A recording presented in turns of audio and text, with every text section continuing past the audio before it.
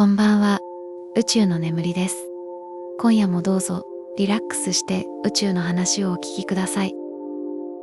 宇宙の不思議な回転の物語。夜空を見上げたとき、私たちは無数の星々が輝いているのを見ることができます。その中で私たちが住んでいる地球も、そして太陽の周りを回る他の惑星たちも、実はすべて回転しているのです。この不思議な現象について一緒に考えていきましょう。地球が自転しているということは多くの方がご存知だと思います。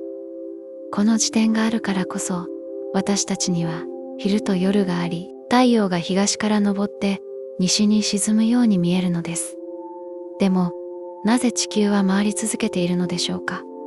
そして、なぜ太陽系の他の惑星たちもすべて回転しているのでしょうか。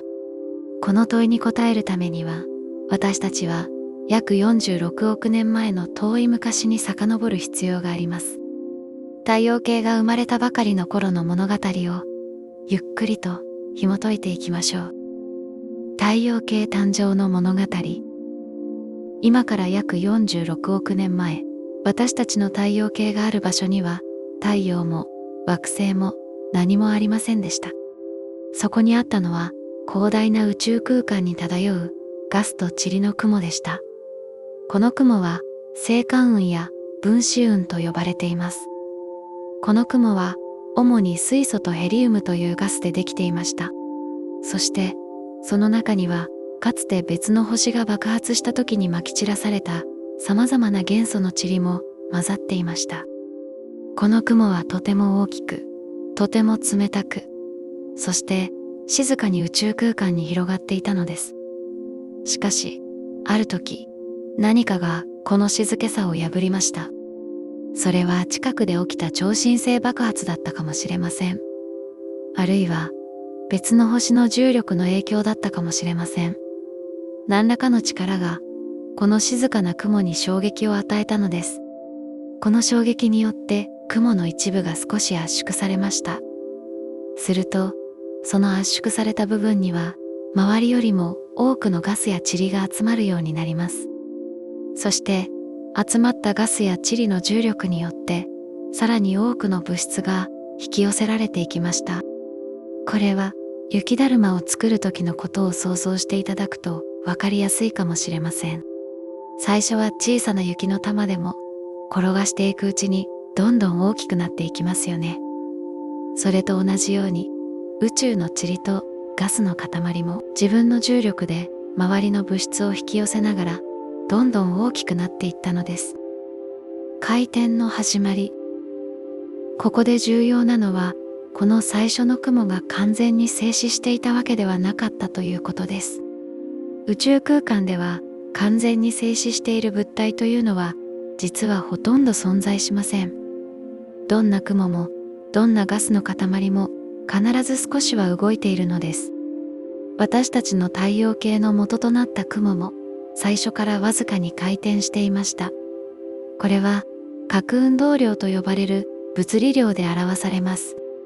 核運動量というのは回転している物体がどれだけの勢いで回っているかを示す量なのです。物理学にはとても重要な法則があります。それは核運動量保存の法則というものです。この法則は、外から力が加わらない限り、回転している物体の核運動量は変わらないというものです。少し難しく聞こえるかもしれませんので、身近な例で考えてみましょう。フィギュアスケートの選手が回転する時のことを思い浮かべてください。選手が両腕を広げて回転している時、腕を体に引き寄せると、突然回転が速くなりますよね。これが核運動量保存の法則の効果なのです。選手の体が小さくまとまると、同じ核運動量を保つために回転速度が速くなるのです。逆に腕を広げると回転は遅くなります。これは選手自身が力を加えなくても自然に起こることなのです。太陽系の誕生でも全く同じことが起きました。最初は広く広がっていたガスと塵の雲が重力によって収縮し始めると、核運動量を保つために回転速度がどんどん速くなっていったのです。円盤の形成。回転しながら収縮していく雲は、やがて特徴的な形を作り始めます。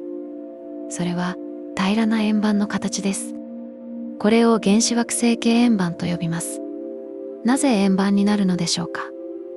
これも回転と重力の組み合わせで説明できます。雲が回転していると遠心力が働きます。これは回転するメリーゴーランドに乗っている時に外側に押し出されるように感じる力と同じものです。この遠心力は回転軸に垂直な方向、つまり円盤の平面方向に働きます。一方、重力はすべての方向から中心に向かって物質を引き寄せようとします。しかし、回転軸方向、いわゆる上下方向には遠心力がないため、物質は比較的簡単に中心に向かって落ち込むことができます。結果として、回転軸方向には物質が圧縮され、回転面内では遠心力と重力がバランスする位置に物質が集まります。こうして回転する平らな円盤が形成されるのです。この円盤の中心部分には最も多くの物質が集まりました。そこでは物質が密集し、温度も上がっていきました。やがてその中心部の温度と圧力が十分に高くなると核融合反応が始まりました。これが私たちの太陽の誕生です。惑星の誕生と自転の継承。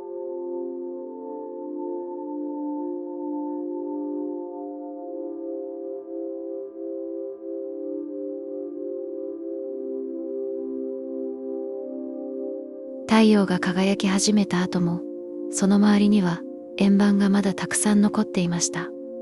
この円盤の中で次に起こったのが惑星の形成です。円盤の中の塵の粒子は互いに衝突しながら少しずつくっつき合っていきました。最初は砂粒のような小さな粒子同士がくっついて小石くらいの大きさになります。そして小石同士がくっついて岩のようになり、さらに大きな塊へと成長していきました。このような塊は微惑星と呼ばれます。微惑星は数キロメートルから数十キロメートルの大きさになることもありました。そしてこれらの微惑星がさらに衝突と合体を繰り返すことで、やがて惑星へと成長していったのです。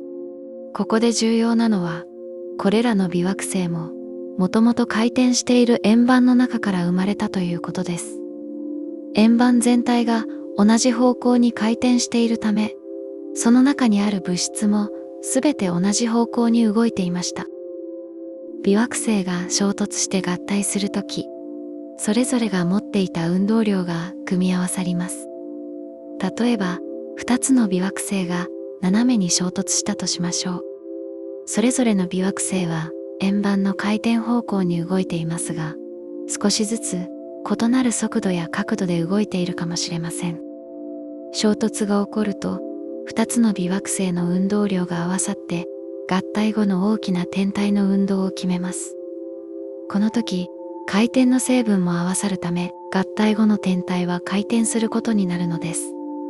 このような衝突と合体が何千回、何万回と繰り返されることで、惑星が形成されていきました。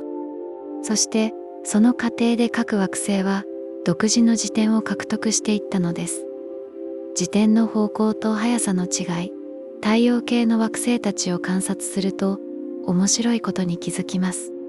すべての惑星が自転していますが、その速さや向きは惑星によって異なっているのです。例えば、木星は太陽系で最も速く自転している惑星です。木星は約10時間で1回転します。木星は巨大な惑星ですが、それにもかかわらず、地球の約 2.4 倍の速さで回転しているのです。一方、金星の自転は非常に遅く、1回転するのに約243地球日もかかります。しかも金星は他のほとんどの惑星とは逆向きに回転しているのです。これは逆行自転と呼ばれています。また、天王星は自転軸が約98度も傾いていて、ほぼ横倒しになった状態で太陽の周りを回っています。これはまるで惑星がコロコロと転がるように公転しているように見えます。なぜこのような違いが生まれたのでしょうか。衝突の影響。惑星の自転の違いを説明する重要な要因の一つが、惑星形成過程での大規模な衝突です。惑星が成長する過程では、非常に激しい衝突が何度も起こりました。特に惑星がほぼ現在の大きさに成長した後でも、まだ多くの微惑星や小惑星が太陽系を漂っていました。これらが惑星に衝突すると、惑星の自転に大きな影響を与えることがあったのです。地球の月の形成について、現在最も有力な説はジャイアントインパクト説と呼ばれています。この説によると、約45億年前、火星ほどの大きさの天体が地球に衝突しました。この衝突は非常に激しく、衝突した天体と地球の一部が宇宙空間に飛び散りました。そしてその破片が集まって月が形成されたと考えられています。このような大規模な衝突は地球の自転にも影響を与えたはずです。衝突の角度や速度によって地球の自転速度や自転軸の傾きが変化した可能性があります。金星の逆行自転も大規模な衝突によって説明できるかもしれません。金星の形成過程で非常に大きな天体がある角度で衝突し、金星の自転方向を逆転させてしまった可能性があるのです。あるいは複数回の衝突の累積効果かもしれません。天王星の横倒し状態も同様に大規模な衝突で説明されています。天王星が形成された後、地球サイズかそれ以上の天体が衝突し、自転軸を大きく傾けてしまったと考えられています。原始惑星系円盤の回転の伝達。衝突だけでなく、惑星が形成される過程で、周囲の円盤から核運動量を受け取ることも、自転の重要な原因です。惑星が成長する過程では、周囲のガスや塵を引き寄せて取り込んでいきました。特に、木星や土星のような巨大ガス惑星の場合、大量のガスを引き寄せて成長しました。この時、取り込まれるガスは円盤の回転方向に動いています。このガスが惑星に落ち込む時、その核運動量も一緒に惑星に伝わります。これによって惑星の自転が加速されるのです。これは回転するメリーゴーランドに人が次々と飛び乗っていく様子に似ています。飛び乗る人たちがメリーゴーランドの回転方向と同じ方向に走りながら飛び乗れば、メリーゴーランドの回転は速くなります。木星の速い自転はこのメカニズムで説明できます。木星は太陽系で最も大きな惑星で、形成過程で非常に大量のガスを取り込みました。そのため、大きな核運動量を獲得し、早く自転するようになったのです。潮汐力の影響。惑星の自転にはもう一つ重要な要因があります。それは潮汐力です。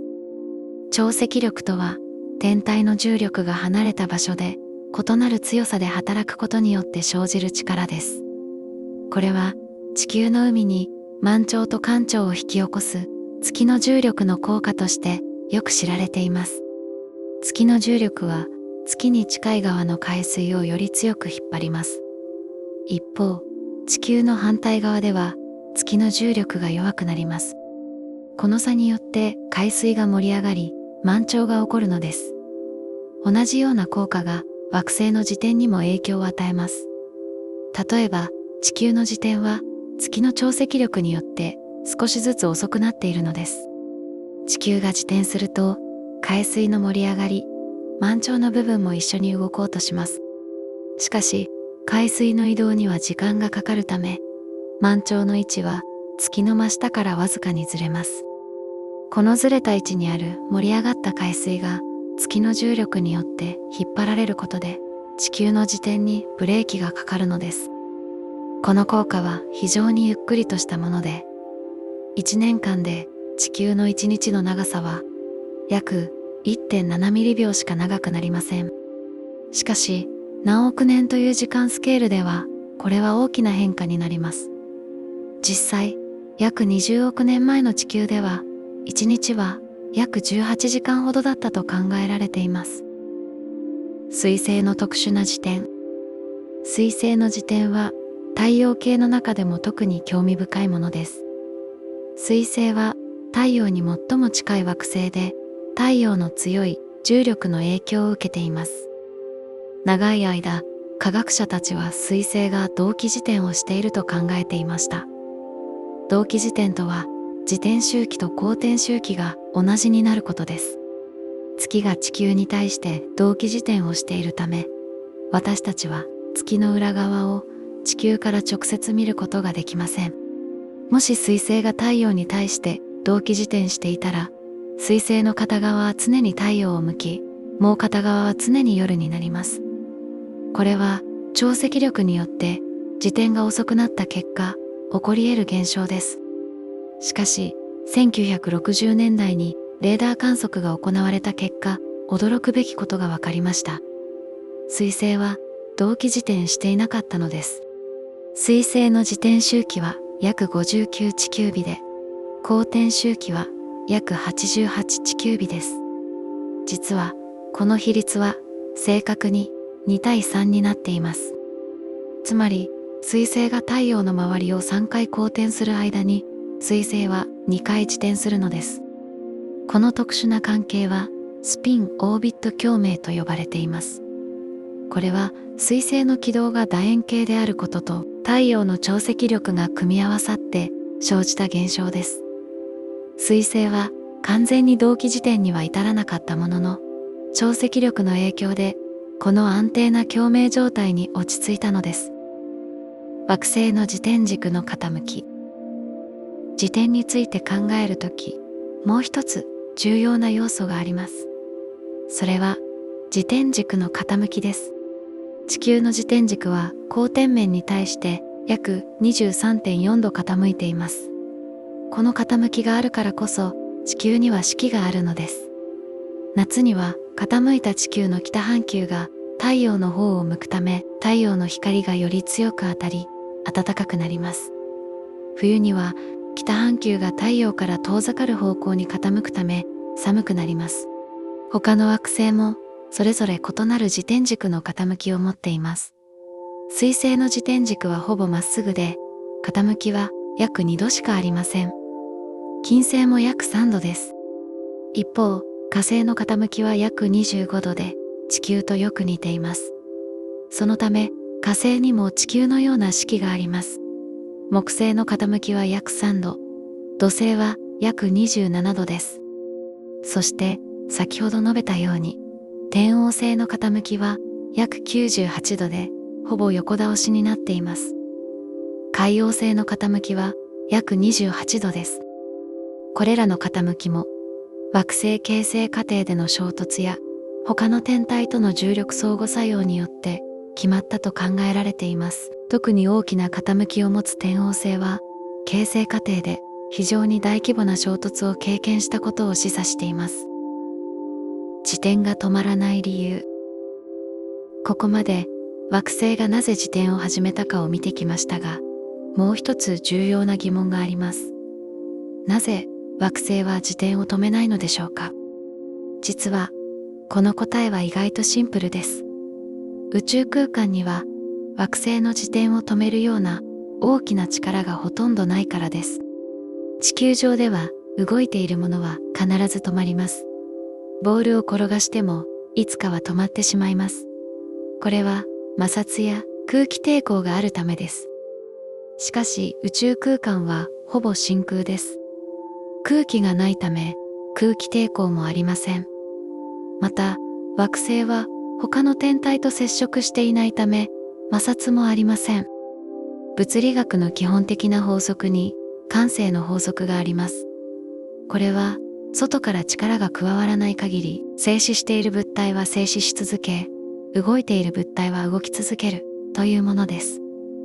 惑星の自転もこの法則に従っています。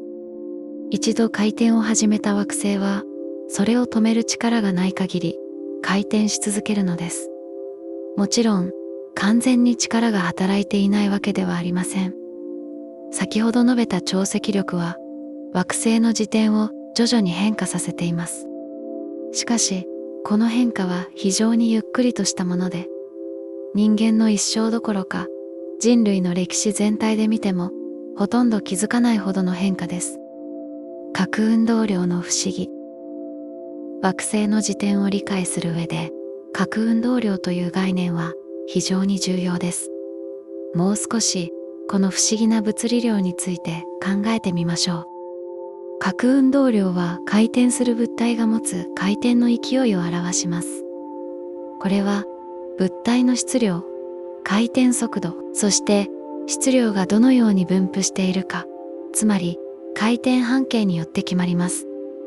興味深いことに核運動量は非常に保存されやすい量です。つまり外から力が加わらない限り変化しないのです。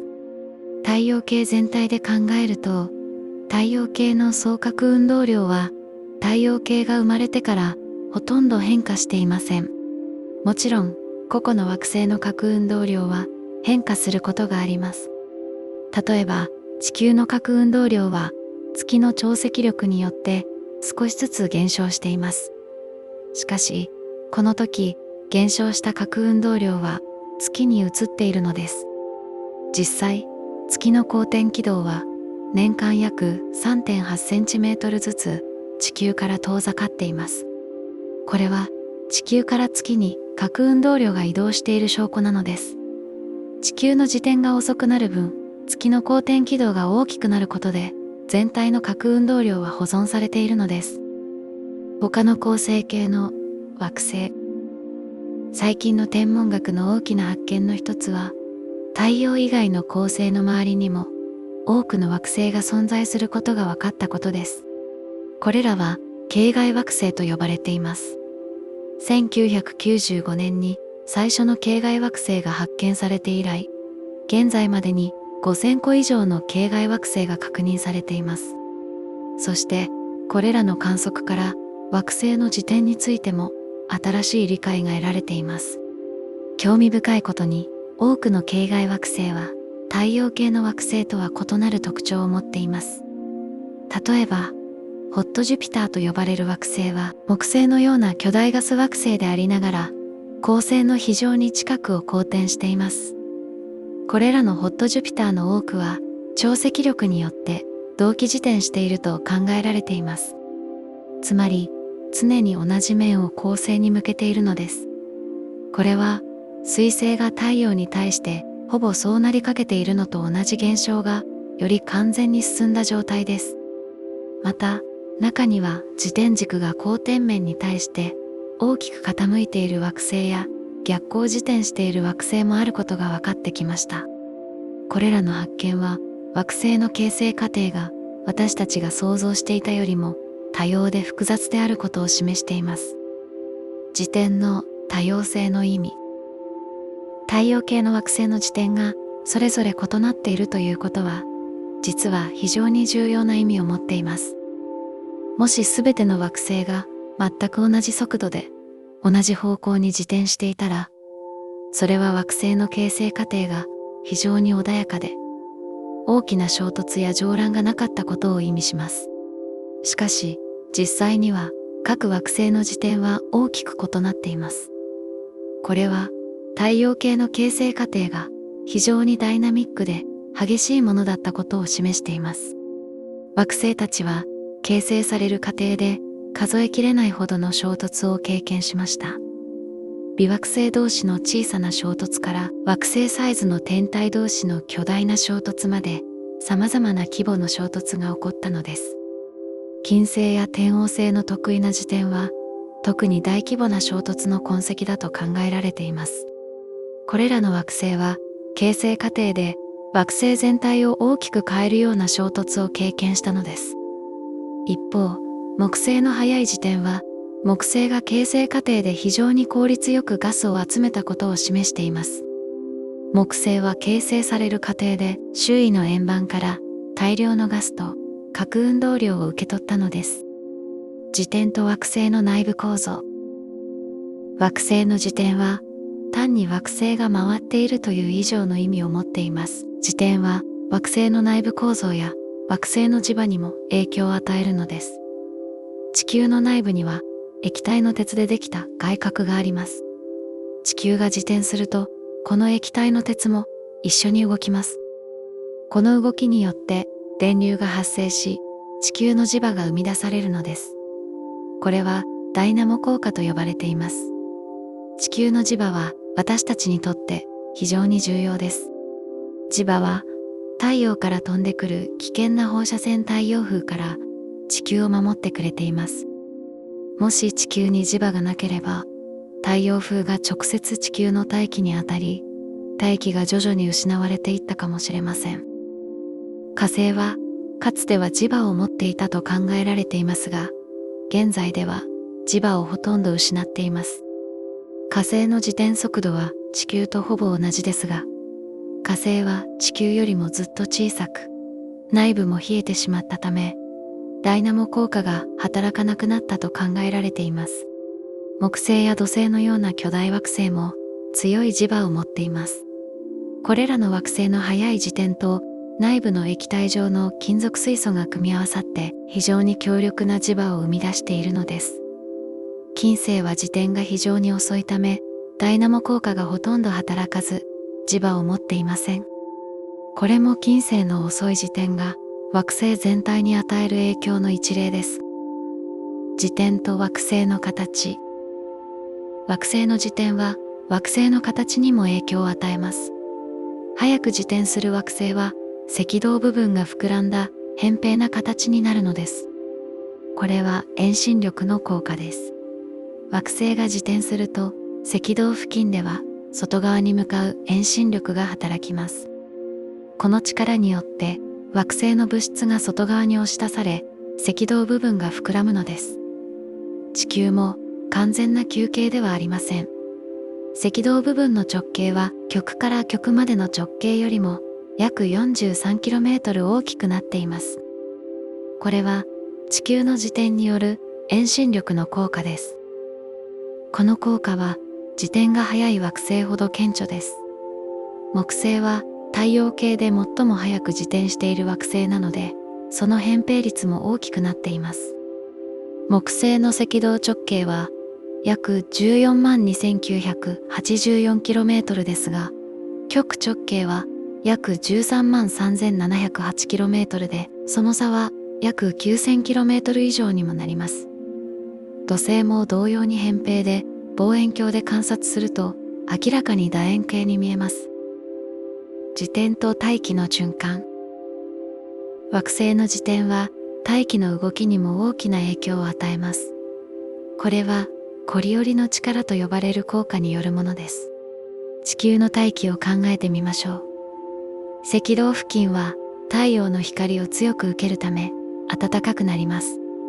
この暖かい空気は上昇し、極の方向に向かって移動しようとします。一方、極付近の冷たい空気は下降し、赤道に向かって移動しようとします。もし地球が自転していなければ、空気は単純に赤道から極へ、極から赤道へと移動するだけでしょう。しかし、地球は自転しているため、動いている空気に対してコリオリの力が働きます。北半球では赤道から北に向かう空気は右に曲げられます。つまり東の方向に曲がるのです。逆に極から赤道に向かう空気は西の方向に曲げられます。これによって地球の大気には複雑な循環パターンが生まれるのです。この効果は台風やハリケーンの回転方向にも影響を与えます。北半球の台風は反時計回りに、南半球の台風は時計回りに回転します。これはコリオリの力が低気圧システムの中心に向かって流れ込む空気に作用するためです。北半球では中心に向かう空気が右に曲げられることで、反時計回りの渦が形成されます。南半球では逆に左に曲げられるため、時計回りの回転となるのです。この回転する空気の流れは、台風の目と呼ばれる中心部を作り出します。台風の目の周辺では、最も強い風が吹き荒れますが、目の中は比較的穏やかです。これは遠心力と気圧経度力、そしてコリオリの力が絶妙なバランスを保っているからです。地球全体を見ると、コリオリの力によって3つの主要な循環セルが形成されています。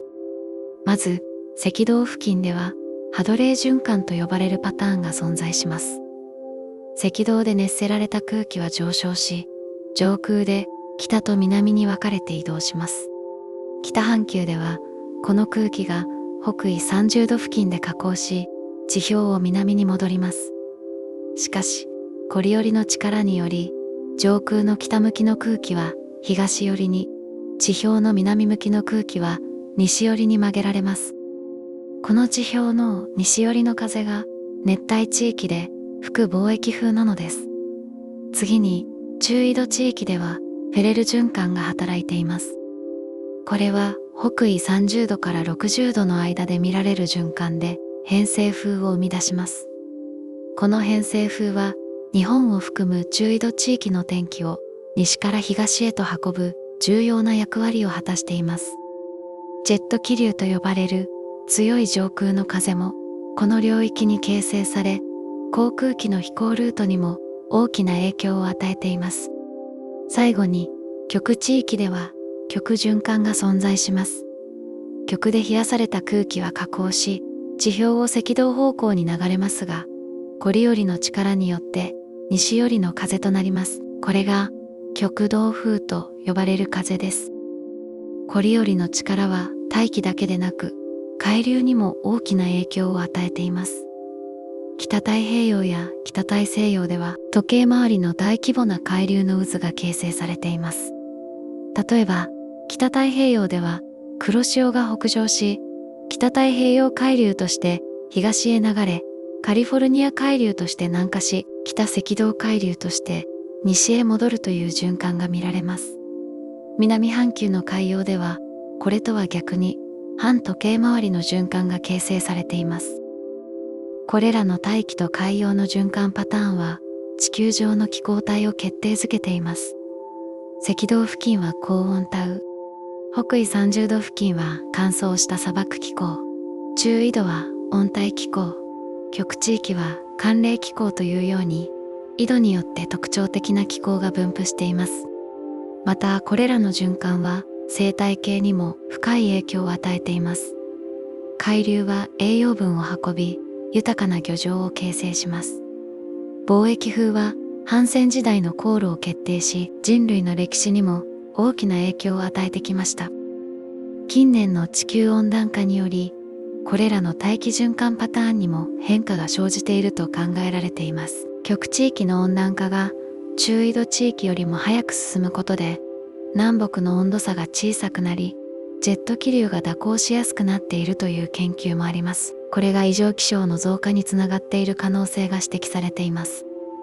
このように、コリオリの力は地球の気象と気候を形作る基本的な力として私たちの生活に深く関わっているのです。ここからは愛と癒しのソルフェジオ周波数 528Hz をお聞きになりながらお休みください。